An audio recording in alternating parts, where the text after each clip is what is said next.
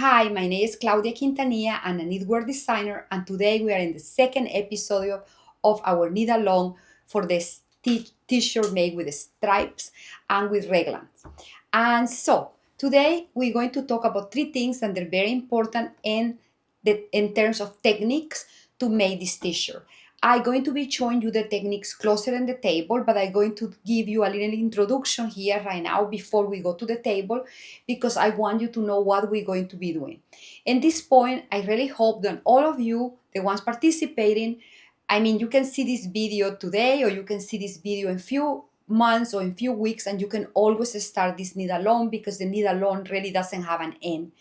The only thing that have a day is the prices, but you can always use this video to make any reglan t-shirt. So the first thing and the very important thing that all of you have to have already, to get to the second class or to the second episode, is your swatches. Make sure that you get 22 stitches for 4 inches, and then you are happy with that color, then you are happy with the combination of stripes that you're going to do.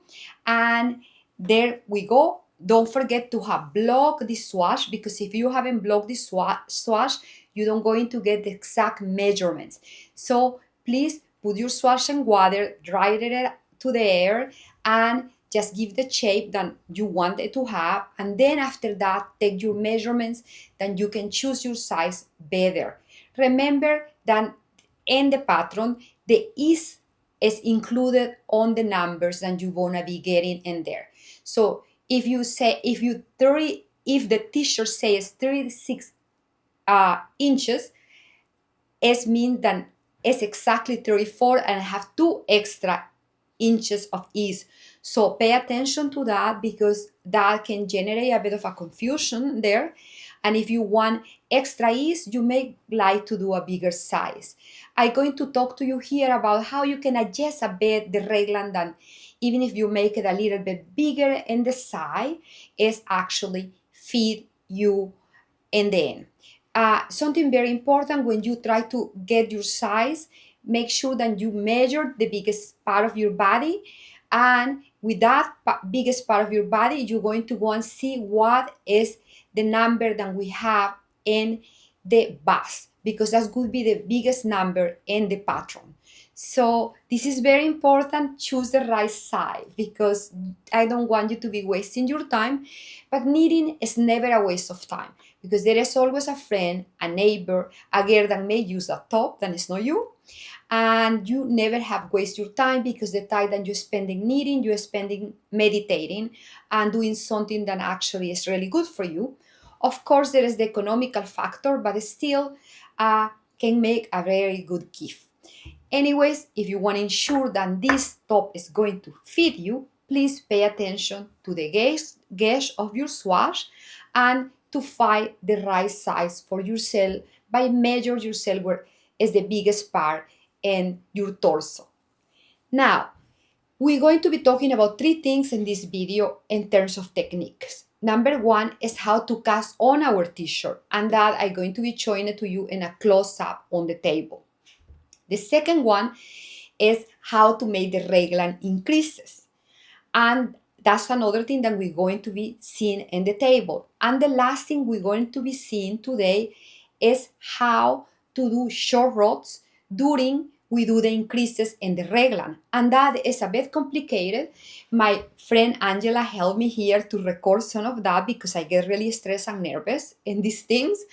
But I did prep here for you some beautiful graphic about how to do short rods. The graphic is really well explained, and I'm going to be using this graphic to give you more information in the closed table. And anyways, with this graphic, I think the understanding of the construction of the top would be more clear.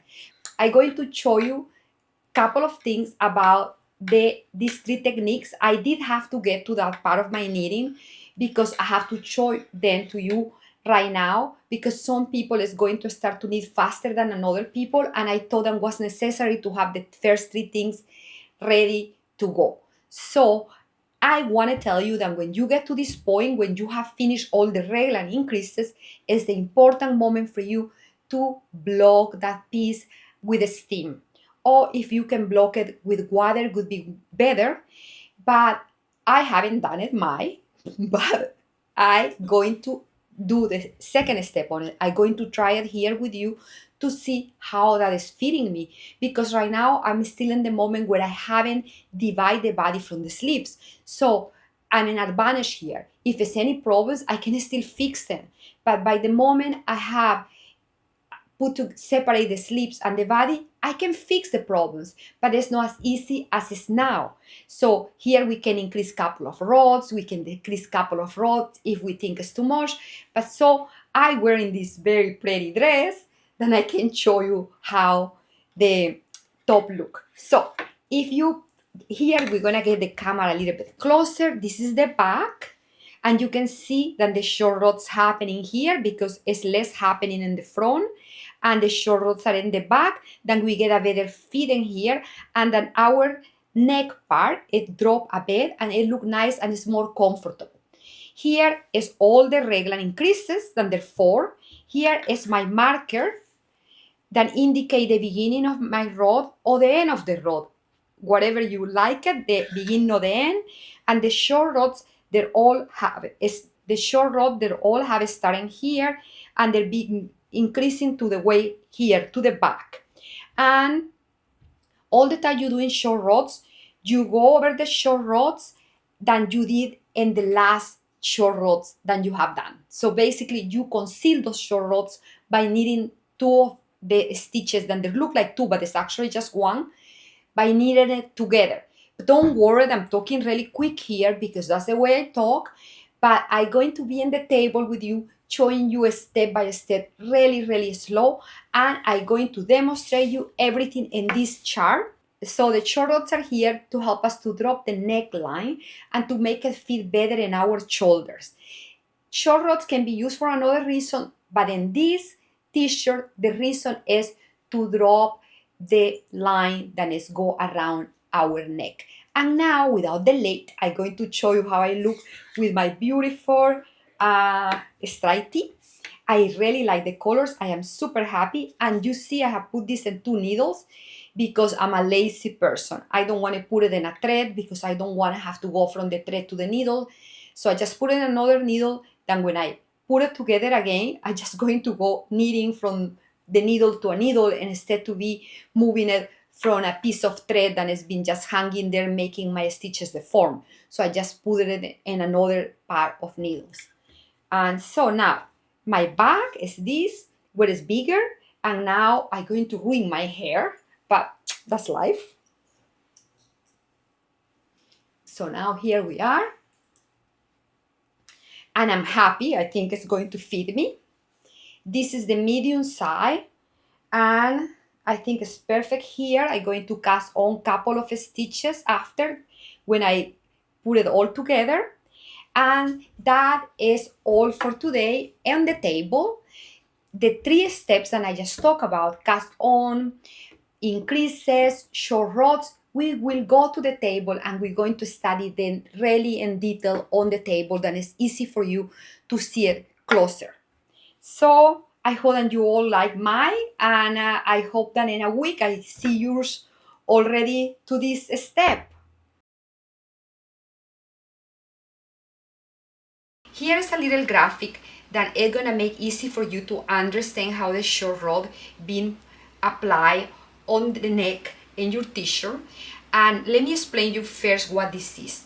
This is the front part of your t-shirt. This is the neck, the opening of your neck. This is the front part. This is the back part. This one is the left shoulder, and this is the right shoulder.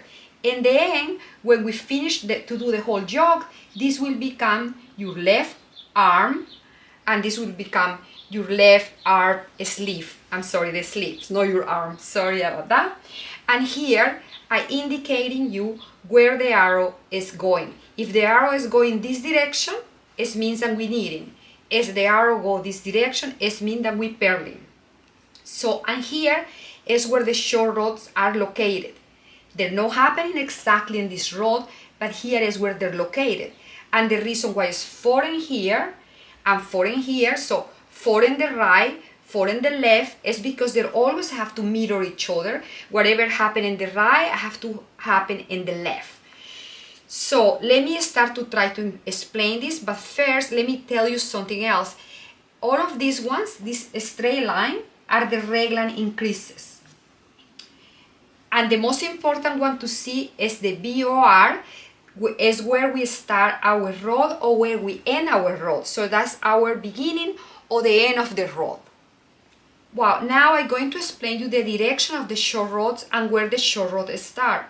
The short rows going to start in here. The first I'm gonna do the short row, I'm going to go for where is my marker of the beginning or the end, whatever you want to call it, my BOR marker, and I'm gonna go all the way knitting and passing my first increase. And when I have passed my first increase, I'm going to actually do my first short row by turning the work here and start purling.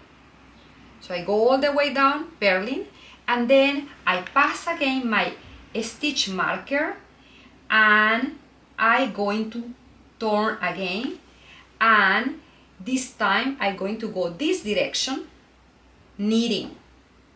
Again, when I get here, I'm going to create my another short row, and I'm going to take back here purling to go back to the same direction to create another one. So basically what I'm doing is from the back coming here to the armholes, to the shoulders, to the shoulders, and keep going all the way to the front of the work. And what is happening is that all the time I do the next short row, I'm going to have to knit together the short row that I did before, because I keep advancing to the center. That way we're going to have more fabric in the back and less fabric in the front, and that is going to make our neck feel better or look better, fit in our shoulders. I want to show you how this look, not just in this graphic. I want to show you how it's going to be looking in your shirt and what are the steps that we have done in there. So before we have the video where Angela helped me here to demonstrate you how to do the short rows in here, I want to show you how the short rows look in the actual shirt too. Now I want to show you how this graphic look in my actual knitting. So here is here is my top, and here is how far I have got. This is the front of my neck, this is the back of my neck, this is my left shoulder, this is my right shoulder. This left shoulder and this right shoulder, they will become my sleeve when I divide my work. But right now, I just want to explain you how the short rows look in here in the actual garment. So here is look like less fabric, because all the short rows have done is produce more fabric in the back than is actually fall better in my shoulders and give me a little bit of extra space in my neck in the front. So the first short row actually happened here and here, but when I start the short rows, I start them here.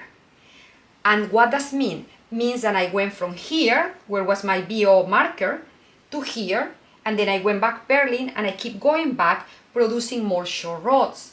And when I go to do my next short row, I have to go back here. That means that I'm gonna knit in the top of that short row that I produce here with my German short row. I'm gonna knit both of them together, and then I'm gonna keep going and past that to create the next short row. So all the time I'm going into the next short row, I basically concealing the past short rows that I have created. So I move this here, then I'm gonna pass this over the last stitch and put it back here. Yeah, and then you begin. And then I begin my row, and I need a stitch marker to begin my row. And what I'm going to be doing, I'm going to be doing just purls, because I don't want this thing to be a twist. So I'm just gonna be purling here.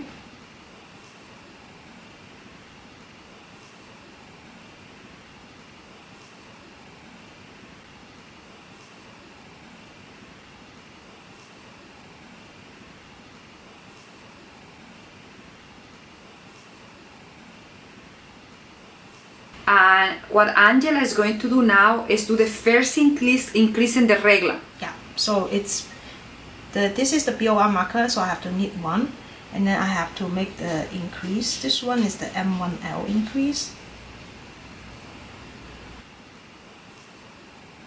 So it face to the left, yeah, and then we just do the knitting. 1 stitch before the marker, because we're going to have 2 raglan stitches, one on the right side and one on the left side. So these 2 will be the raglan stitches, and we are on the right side of the raglan, so we are going to do a M1R. Or according to your pattern, you actually use the left needle, but I usually use the right needle, and then I place it onto the left needle, and then I just knit this stitch through the front loop. So this one, you have a stitch going to the right side, so this one is the M1R. And Don't look at me. Yeah, we knit the first raglan stitch, and now we slip the marker, and then we knit the second raglan stitch, and now we do an M1 left. So I use the left needle for M1 left. I insert the needle from front to back, and for M1 left I knit through the back loop. So we have 2 stitches increase, one to the right and one to the left, and we finish our full raglan increase, because on here we only increase 1 stitch. We will do the increase on this side later.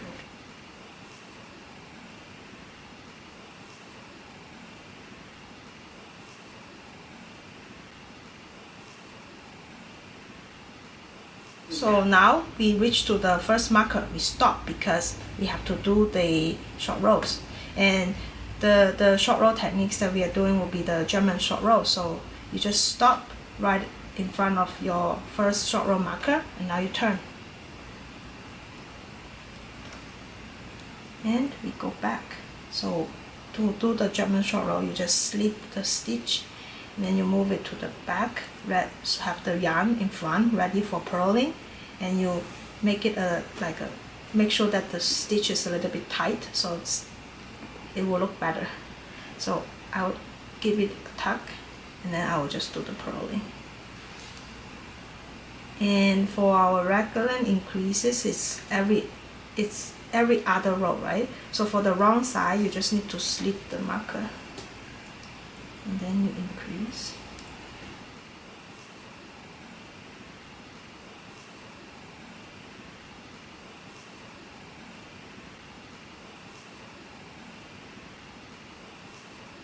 So here's the BOR marker, right? So we just purl to the BOR marker, stop. So we slip the marker, we purl the next stitch, and now we have to do an increase here. And this side, this time we are increasing from the wrong side.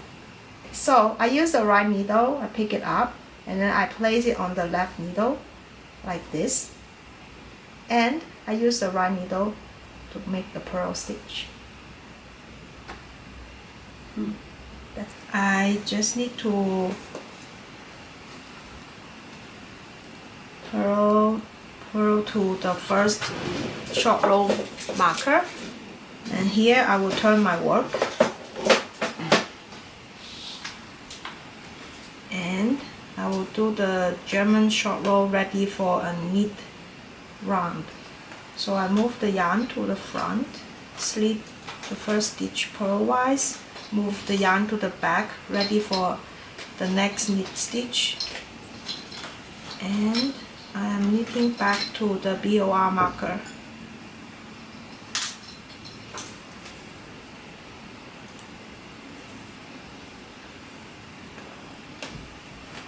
Slip marker, now we knit 1, and we will do our next increase.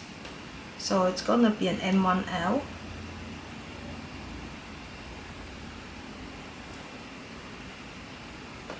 That is the second increase. Show to them Yeah. how it look. Now it's yeah. So that is an increase, and that is an increase. It's not very clear because we have a purl round. I think by the time you do the next increase, it's very clear that you have an increase here.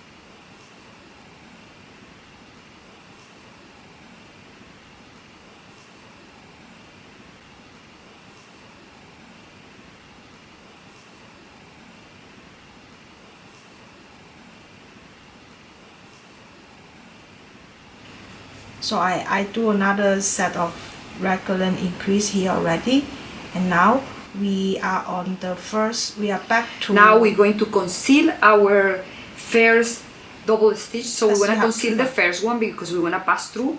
Angela's showing you very clear there, and she's gonna knit two of them. like a knit two together, Yeah. right?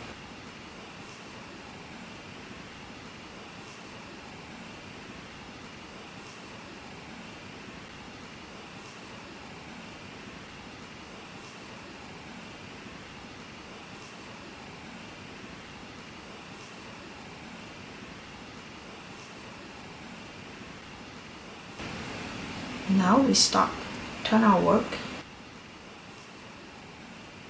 slip the first stitch, move the yarn to front, and just purl to the BOR marker, because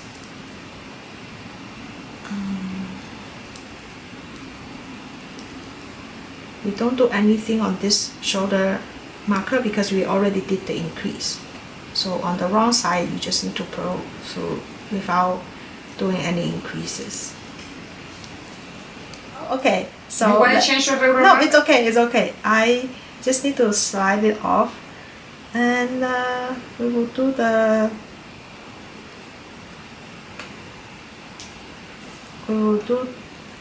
knit one, and then we need to do an increase from the wrong side. I have mistakes too. So pick it up, put it on, and purl it off. Yes.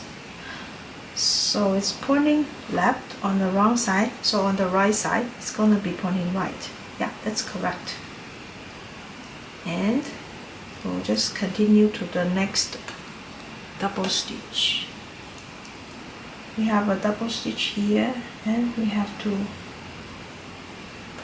pull it as one, like this. Oh, That's what I would be doing, but I told them you want to do it that way. No, you should tell me. Well, keep going. It's okay. Yeah, you know? yeah. So I'm gonna say there. Suggestion: remove your marker as you go. Because if you don't, it's very troublesome.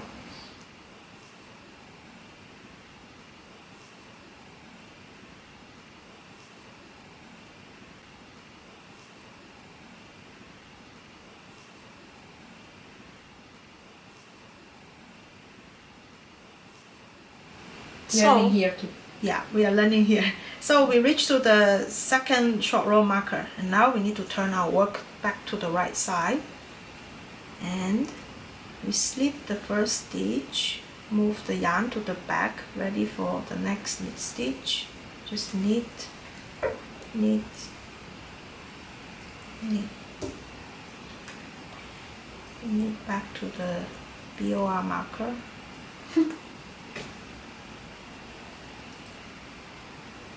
Slip the BOR marker, knit one, and now we are going to do our third increase. Okay. Okay. So, in which step we are now? So we finished the second last short row. This is the wrong side. We're going to turn our work, and now we have the right side facing, and we just need to knit to the BOR to start the regular shaping. So this is like a partial row, and we just need to make our last double stitch and knit back to the BOR marker. So this is the last short row. Yep, and it's a partial row. Now we are done with all the short row shaping. We are back to the, what shoulder is this? This is the back left shoulder. So for the back, it's got raised because we have did all the short rows at the back. I think we have 8 rows of short rows, and the front is nothing. It's so we knit to the last stitch. We cut the main color yarn, and then we slip this marker. So now we are on the first stitch. We're gonna join the contrasting color yarn, knit the first stitch with the contrasting color, and now we are at the stage of doing the regular raglan increases. So we just knit the first stitch and make sure that we have a tail that is long enough for weaving later. So now we do the M1 left increase as usual. And we need to the next marker, but then we stop at one stitch before the marker, and then we do another set of raglan increases.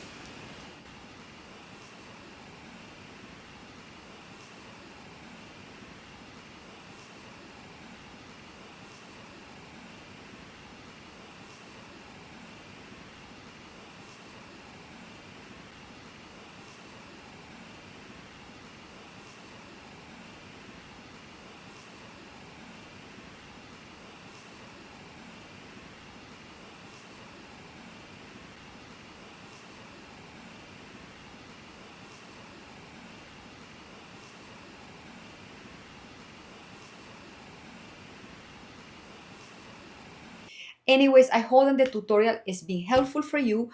I do want to talk a little bit about what we're going to be doing next week.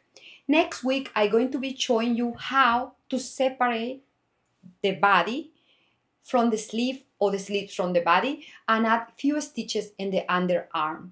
And we're gonna need a couple of rods. Sorry, I'm eating here. We're gonna be needing a couple of rods with the stripes, and you see how I do the transition between color to color, and we're gonna whip some ends. And if we have time and if anybody is in a big rush, I may finish one of the sleeves for you to see how I made this pretty stitch. Thanks for all of you to have stayed to the end. Don't forget to subscribe. Don't forget to let me a comment here. Don't forget to put your project on Ravelry that you participate in the rifa of the set of chagos and in the gift for the gift cards and some patterns that they're new and we're going to be giving away. And please leave me a comment. Tell me what you would like me to be showing you next, because this is not the last knit along we're doing, and it's not the last video that I want to be doing about how to make something. I find this really rewarding. I find this connect me with you, and I always have the dream, okay? And this is going to be a little crazy, but I have the dream when I was a young girl that I was going to be one of these women who teach how to cook on TV. So that didn't happen, but I think I can be here and be the woman teaching you how to knit some techniques on TV. I think that's kind of crazy. It's just like a dream of mine. But anyways, thanks for having stayed to the end, and it's such a pleasure to connect with you here.